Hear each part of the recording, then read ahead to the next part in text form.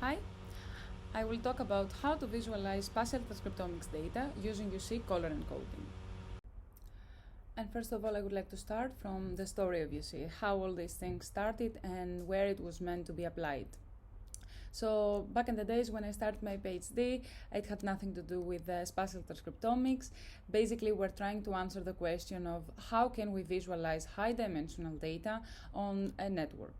So we had this physical interaction network coming from string database, and we wanted to visualize single-cell expression data on top of it. So basically we have this matrix, which is coming from single cells, indicating the expression profile of each gene. Each row is a gene, and each column is a cell, and there we can see with this matrix how each gene is expressed across each cell.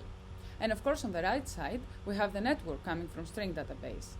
Since it's a physical interaction network, the spatial information is taken because the proteins are connected to each other based on a physical binding, and we want this information. So creating a network from expression profile of single cells is not possible in this case if we want to merge these two information. So what we thought is a good idea is to somehow translate this expression profile into colors, and then use these colors on top of the network. To do so, we thought that it's a two-step process. So basically we had to take the high-dimensional data, in this case coming from single cells, reduce dimensionality of them in 3 dimensions. And why 3 dimensions? Because that's how we see. We see in 3 dimensions as human beings, and then translate these 3 dimensions into colors. So what we did is that we used UMAP. We used UMAP, which is a method for dimensionality reduction, and in an ideal world, UMAP is trying to preserve global and local distances, in a sense where 2 points close to each other represent points that they are similar, relatively similar to each other, and when 2 points are far to each other, they are basically dissimilar relatively to the rest. So yeah, there are other dimensionality reduction methods that anyone could use, and of course we can argue all day and if UMAP is good enough or not, but that's what we used at the time. And basically the next step for us was to translate these distances that they have been preserved now, and they indicate how genes are correlated to each other, to preserve them and then find a color space that can actually translate these distances into colors. And that's how we ended up with the CIELAB color space. In contrast to RGB, in CIELAB color space, the distances between the points correspond very well to the perceptual differences of their appearances. In other words, it corresponds very well on how humans understand the colors and the differences between the colors. A great example is, as here you can see, I have already put this very popular Van Gogh's oil paintings, where in this period of time, Van Gogh was using already CIELAB color space 100 years ago, before the space actually is mathematically described. So what was he doing? And to understand what CIELAB actually tries to do is that Van Gogh understood how human brain understands contrast and depth.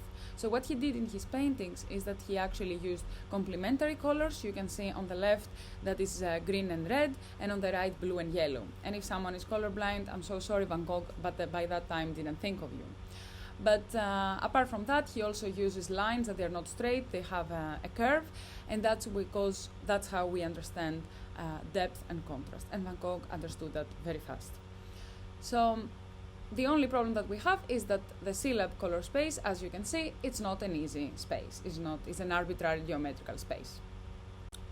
The only thing we have to do is to solve an optimization problem, how this cloud fits in this color space. And of course, as I said, CIELAB color space is an arbitrary geometrical space. So that means that it makes our life a bit harder, because it's not very easy to add this cloud inside there, but there were some rules that we needed to add in order to do it in a correct way.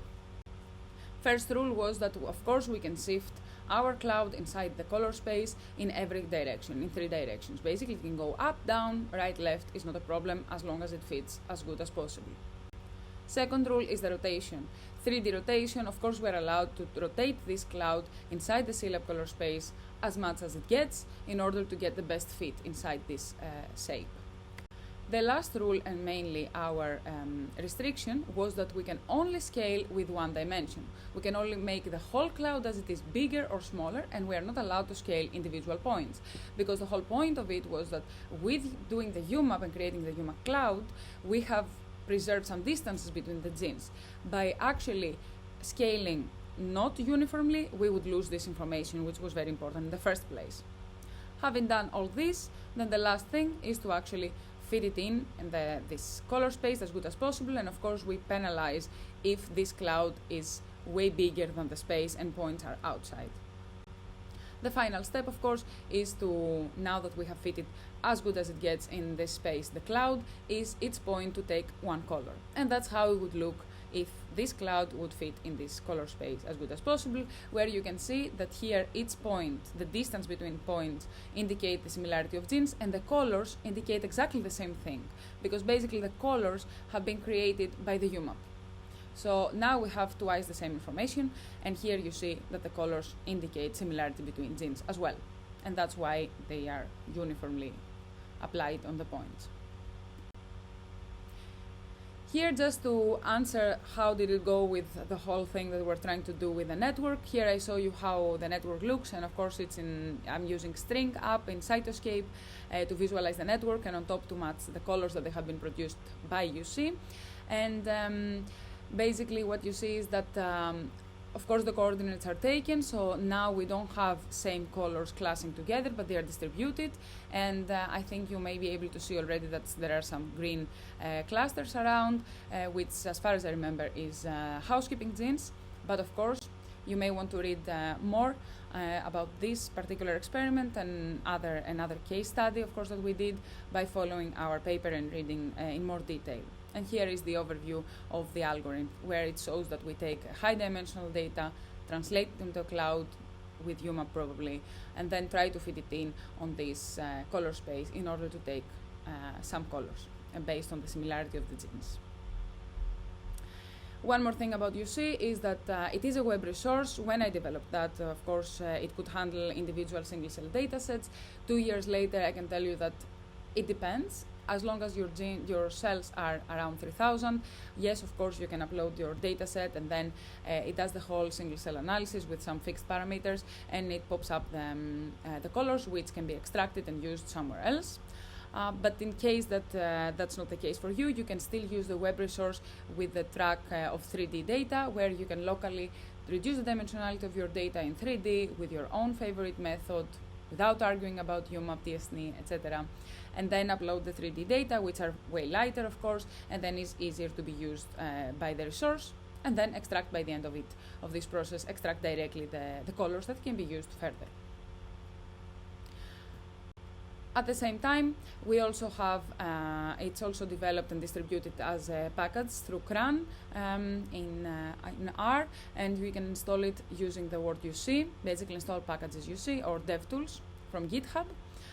The difference is that here the only option the users get is that they have to provide their own 3D data, so having chosen already the dimensionality reduction they like and provide directly 3D data into the U-CIE R package, and then of course extract the colors, but also here you have the option locally in R to extract the parameters, what the UMAP, how the UMAP was best fitted in the CIELAB color space.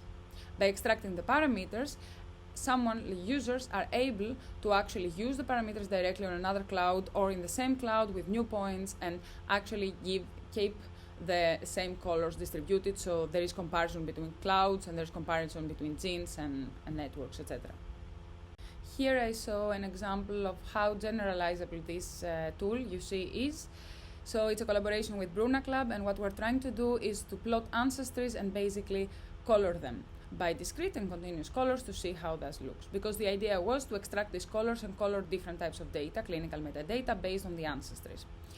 So on the left side you can see that we have plotted with UMAP the ancestries, so each point close to each other indicates similarity in ancestry, but we color them based on place of birth, so geographical regions.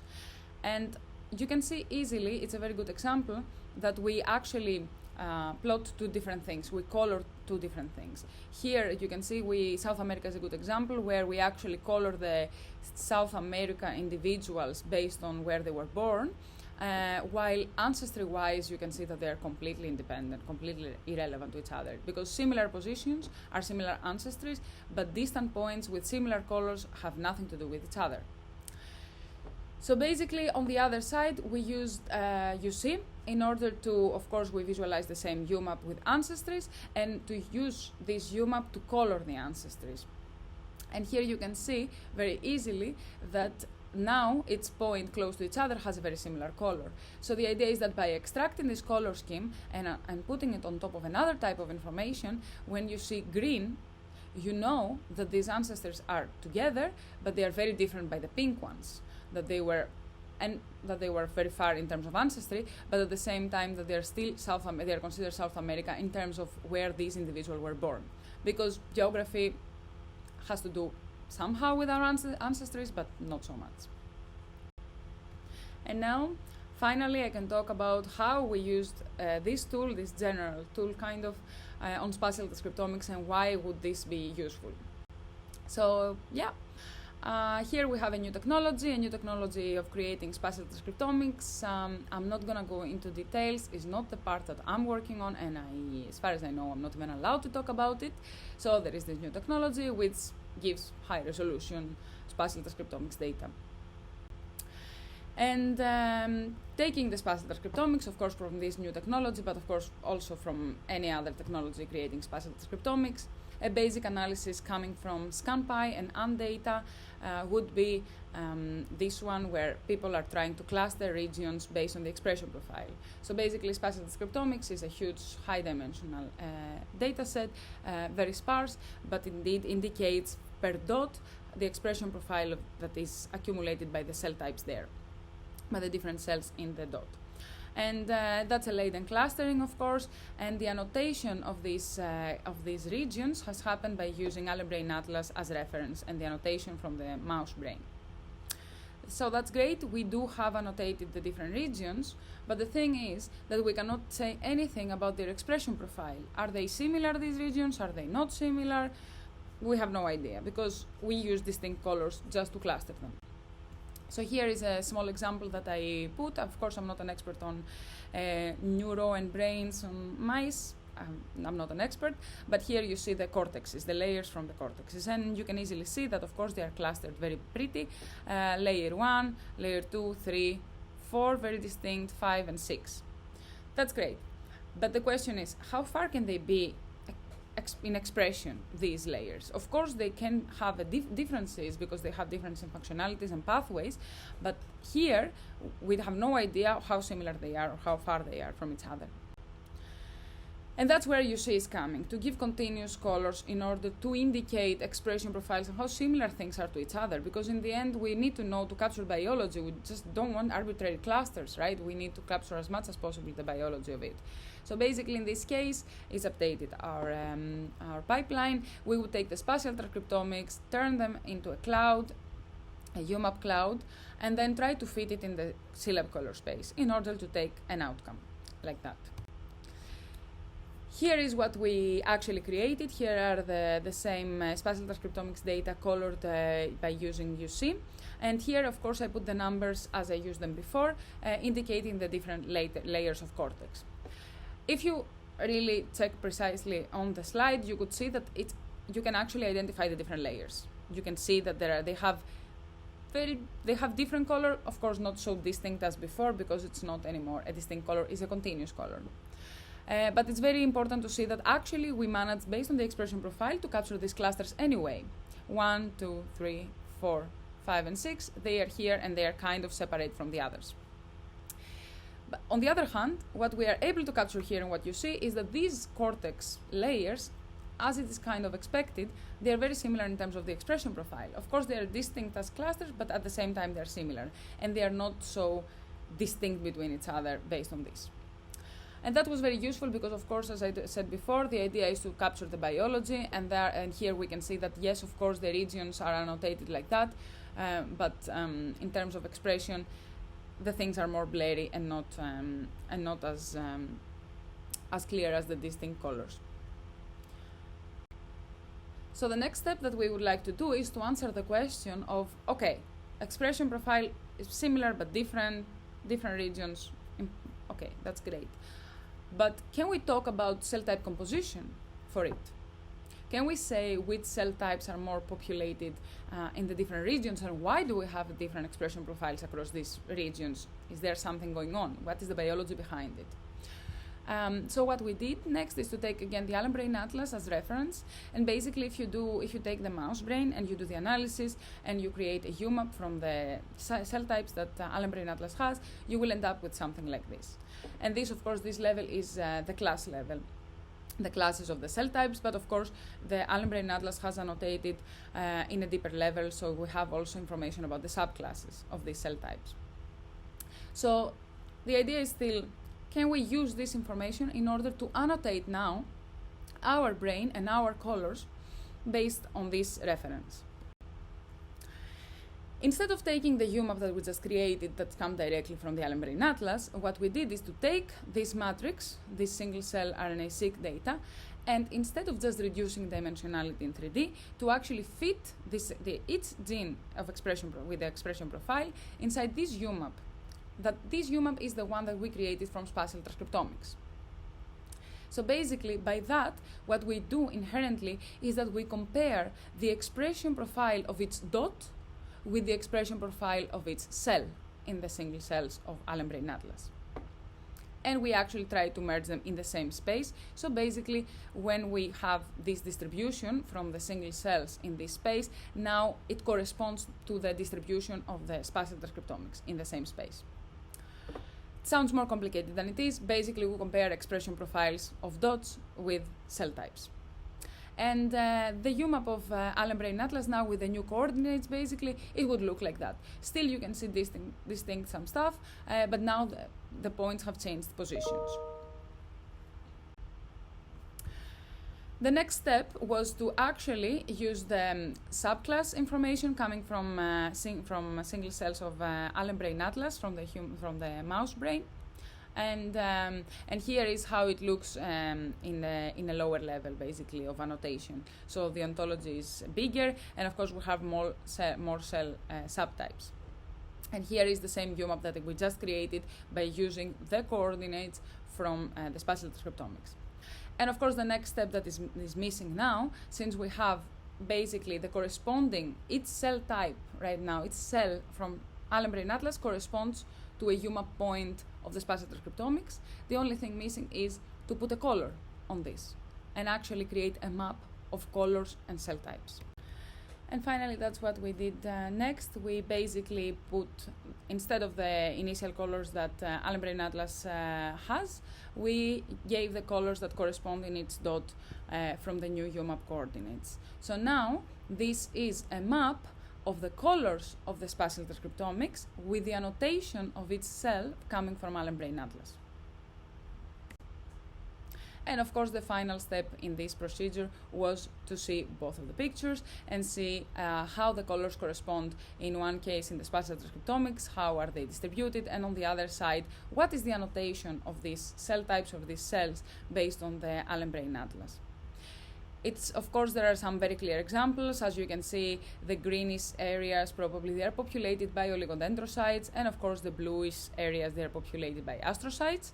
When it comes to yellowish areas, it's a bit more tricky because it's hard, and don't forget that basically this UMAP is 3D, so sometimes some things seem like overlapping or being closer than they actually are, but it remains only to turn it around and check more. So an interactive UMAP would be even more informative in terms of what is what. So I'm not an expert on analyzing this, but having asked people, it seems that it works, and it says rational stuff. But you can give me your comments as well, of course, on top of that. But in order to create a legend and to clarify a bit better what is where and why do we have colors in this, in this brain tissue, colored brain tissue, that we don't have here? Are they analyzed somehow? What can we do about it, right? You need to talk about this color, for example, the purple, and say, okay, what is it? Also, because we don't expect that there are regions that they are populated by only one cell type. There are more than one, of course, some more dominant than others, but of course more than one. So what I did next is to create this type of maps, where basically I took a pixel with a color from this, with a chroma from this image, and then I colored this image with this color of the pixel plus a distance between before and after, like a range around this color. So that's how I got this. Like, for example, you have dark bluish and a bit lighter, and some other regions that you couldn't see before that they are apparently bluish. So having done that, of course, the next step that I want is to see where does this correspond on the UMAP map, basically. So what I did is to do the same. I fed this color and I tried to find where do this fall. So I took this pixel of the color here, and then I tried to find, I made everything gray apart from the colors that they are reflecting this. And that's how I ended up with astrocytes. Of course, that we could tell. It was very easy to say it before. And I was quite strict on analyzing it and saying that, okay, what is the range between the colors that it can play with, because I didn't want to end up with a lot of them. But of course, that is something that is manually, is happening manually, and that's something upon annotation, upon translation for the person that actually analyzed the data, and how important it is to be flexible on that.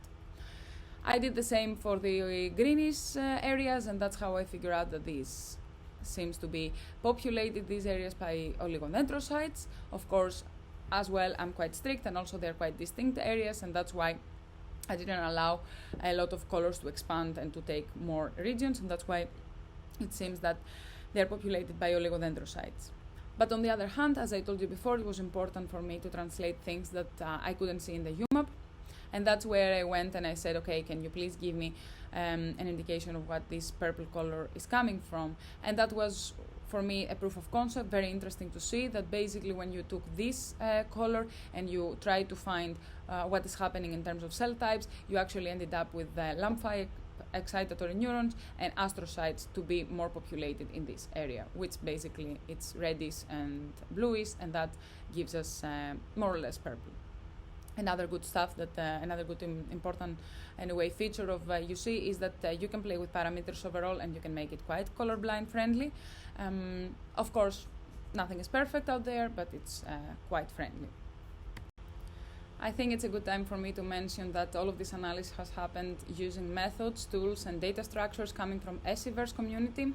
I'm very happy to be part of this community, and I would invite everyone that is interested in this type of data and this type of analysis to join at least our community meetings every other Tuesday.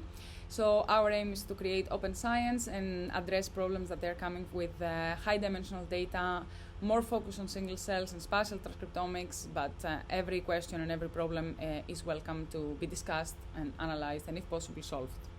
Very recently also another effort, and more related to this presentation, is the spatial data analysis project that it entered the scverse, and we're very happy to see it, and in my opinion is very useful, and probably without it I wouldn't have done half of the things, or it would have taken me forever.